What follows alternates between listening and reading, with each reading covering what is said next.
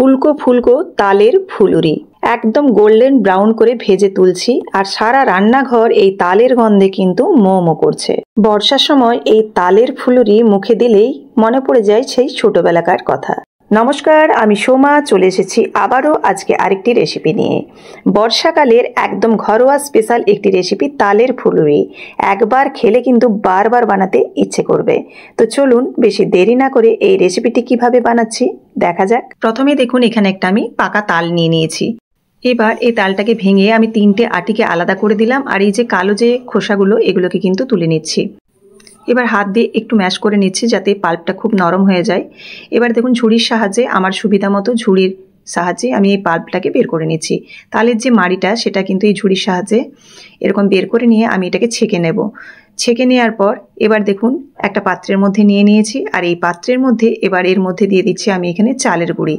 এখানে আমার তালের যে পাল্প আছে সেই পরিমাপ অনুযায়ী আমি এখানে ব্যবহার করছি। এখানে আমি 2 কাপের মতো ময়দা আর 1.5 কাপের মতো চালের গুঁড়ি ব্যবহার করেছি। আর হচ্ছে এখানে আমি চিনি ব্যবহার করেছি। যদি আপনারা চিনি পছন্দ না করেন তাহলে কিন্তু গুঁড়ো ব্যবহার করতে পারেন। এখানে মিষ্টিটা আপনারা আপনাদের মতো দেবেন। আর অবশ্যই চালের গুঁড়ি দিয়ে বানাবেন, দেখবেন এই পিঠেটার মধ্যে কিন্তু স্বাদটা একেবারে অন্যরকম হয়।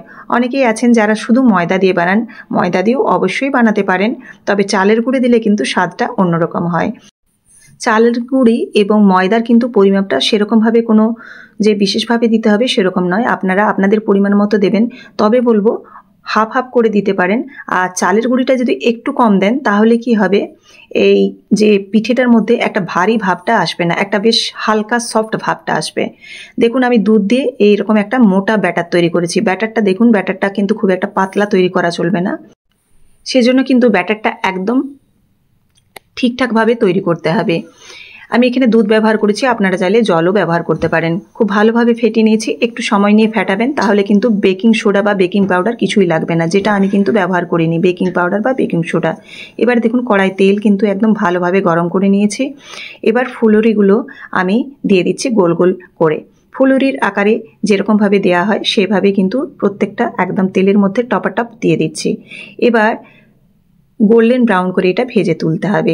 ফুল ফ্লেমে ভাজবেন না, একটু মিডিয়াম টু লো ফ্লেমে ভাজবেন, তাহলে কিন্তু ভেতরটা কাঁচাও থাকবে না আর একদম গোল্ডেন ব্রাউন হয়ে ভাজা হয়ে উঠবে। তো এইভাবে আমি কিন্তু 2-3 বারে এই ফুলুরিগুলো ভেজে নিয়েছি। এই তালের ফুলুরি ভাজতে ভাজতে আমার ছোটোবেলাকার কথা মনে পড়ে যায়। আমার ঠাকুমা উনুনে যখন এই তালের বড়া ভাজতেন সারা বাড়ি ঘ্রাণে ভরে যেত। আমি রান্নাঘরের দরজায় দাঁড়িয়ে থাকতাম, কখন 2-1টা গরম ফুলুরি হাতে পাবো সেই আশায়। আজও সেই স্বাদ ভুলিনি, তাই ভাবলাম আপনাদের সঙ্গে ভাগ করে নিই সেই সহজ কিছু মন জয় করা রেসিপি। দেখুন একবারে লো টু মিডিয়াম ফ্লেমে গোল্ডেন ব্রাউন করে ভেজে আমি তুলে নিচ্ছি। এইভাবে কিন্তু আমি 2-3 বারে এই যে তালের ফুলুরিগুলো একদম রেডি করে নেব। তো রেসিপিটি আপনাদের কেমন লাগলো অবশ্যই কমেন্ট করে জানাতে ভুলবেন না। আপনাদের একটা কমেন্ট আমার কাছে অনেক মূল্যবান, কারণ আপনাদের এই কমেন্ট দেখেই কিন্তু আমার উৎসাহ জাগে আপনাদের সাথে নতুন নতুন রেসিপি শেয়ার করার। তো দেখুন এখানে আমি আরও এইভাবেই বাকিগুলো দিয়ে দিচ্ছি।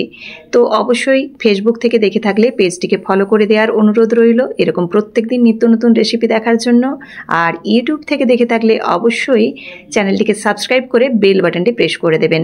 বেল বাটন প্রেস করলে আমার যে রান্নাগুলো প্রত্যেক দিন দিই সেগুলোর কিন্তু যে নোটিফিকেশান সেগুলো কিন্তু সবার আগে আপনাদের কাছেই পৌঁছে যাবে। প্রত্যেক দিনই আমি নিত্য নতুন রান্না দেওয়ার চেষ্টা করি, আর খুব সহজ এবং সিম্পলভাবে দিই যাতে আপনারা এই রান্নাগুলো বাড়িতে বানাতে পারেন খুব সহজ উপকরণে। এবার দেখুন একদম পুরো আপনাদের জন্য রেডি হয়ে গেছে। তো রেসিপিটি যদি ভালো লেগে থাকে আবারও বলছি আপনারা অবশ্যই চ্যানেলটিকে সাবস্ক্রাইব করে পাশে থাকবেন, ফেসবুক থেকে ফলো করে পাশে থাকবেন। আবারও নতুন রেসিপির সাথে দেখা হচ্ছে। ধন্যবাদ।